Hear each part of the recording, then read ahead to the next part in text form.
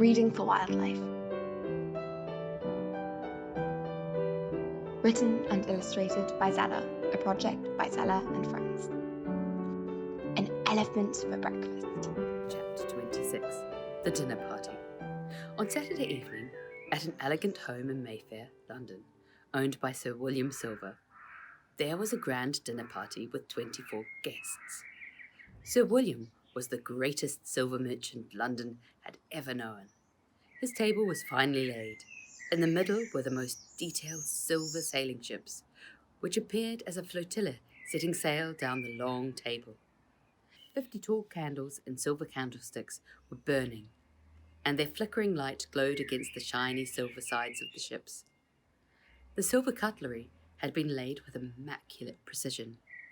Fresh peonies crowned the table in bursts of pink and whites. Fresh peonies crowned the table in bursts of pinks and whites. The distinguished guests were seated.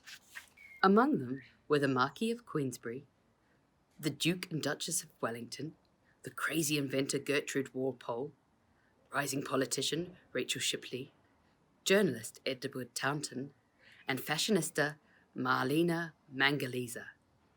One of his guests was Sir Reginald Ashurst, the wealthy uncle of Uncle Cosmo's secretary, Doris. There was a hum of good conversation. Quail's eggs, caviar, and exotic tamarillo chutney were daintily presented. At that point, the police knocked on the door. The butler answered and ushered them through to the dining room. An old gentleman was finishing his story about entering his favourite club many years earlier, with a beautiful young French woman on his arm. The butler had politely explained that women wearing trousers were not permitted in the dining room of the club. She asked the butler politely to hold her bag, then slipped her trousers off, folded them, and had handed them to the butler. "Please look after them. I'll need them later," she smiled, and walked through to the dining room. Sir Reginald Ashurst was roaring with laughter. Then he began to regale the table with the secret of Audley Square, and the lamp-post outside number 2, which had a little trapdoor in its side for spies to collect coded messages, when the police officer stepped forward to arrest him. The room fell silent.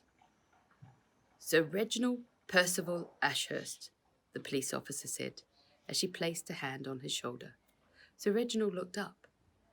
The smile fell from his face. "Yes," he said. "You are under arrest for the systematic exportation of ivory." Sir Reginald said nothing. He was too clever to admit it. A keen observer might have seen a slight tilt of acknowledgement in his head, though he wore a neutral, almost innocent expression. But the police now had enough evidence. Earlier that day, Patrick Plum and George Grimble had given a further statement. Sir Reginald Percival Ashurst was indeed the Blackbird. Sir William Silver stepped forward and spoke to the police officer directly. "I say, could we not just sort this out? I can vouch for Sir Reginald. I have known him since school." "I am afraid that it is not a matter of someone vouching for his good character, sir," replied the police officer as she started to cuff Sir Reginald Ashurst. He kept quiet. The humiliation was creeping over him like a thick fog. He realized the game was up, but his good friend supported him. "Look here, wait a moment. It just could not be Sir Reginald. The man owns half of Africa. His family is hugely wealthy, you know. He would not and could not stoop to ivory trading. It's impossible," declared Sir William Silver loudly. But the police merely nodded as they led Sir Reginald Ashurst away. He said nothing. He kept a dignified silence to try and hide his utter disgrace. After a further, extensive investigation, the police concluded that neither Cosmo nor Josephine had been involved. The whole illegal operation had indeed been run at night. An hour after sunset, the doors of the factory would be opened by Plum and Grimble. A night shift of illegal workers would arrive to package and disguise huge hauls of ivory. The ivory would be shipped the next day alongside the legitimate business of coffee and cocoa. When Uncle Cosmo had announced that he would send his nieces and nephews a great chocolate treat, Plum had the ingenious idea of hiding a shipment of ivory in an identical box to be shipped alongside the gift. Sir Reginald Ashurst was impressed. A whole tusk is worth far more than ivory pieces. His family fortunes had been faltering in recent years, and this would have been a timely source of funds.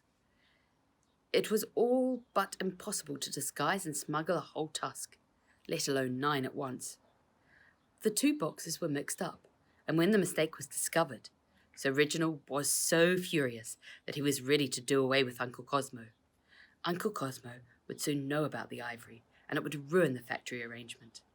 But Plum and Grimble persuaded Sir Reginald to calm down and wait, as there was still a chance that they might retrieve the ivory before it was discovered. Then the factory could continue to be used. Plum and Grimble scrambled to London to try and fix it.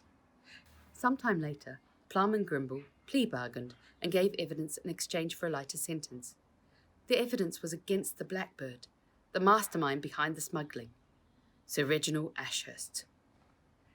They also confirmed that Uncle Cosmo and Josephine were not involved in any way. Uncle Cosmo's secretary Doris had suspected and then known what was going on, but she had been too frightened of the consequences to say a word to anyone. She agreed to testify for Uncle Cosmo, despite being very nervous about her uncle's reaction. She was given police protection to do so. The police kept her safe from her uncle and his bad business associates. Here is how you can help. Share the story. Adopt an animal. Visit when you can. Educate yourself. Donate to a conservation charity. To find out more about Reading for Wildlife, visit zellahunter.com or at Lady Zella Books, or follow the Reading for Wildlife YouTube channel.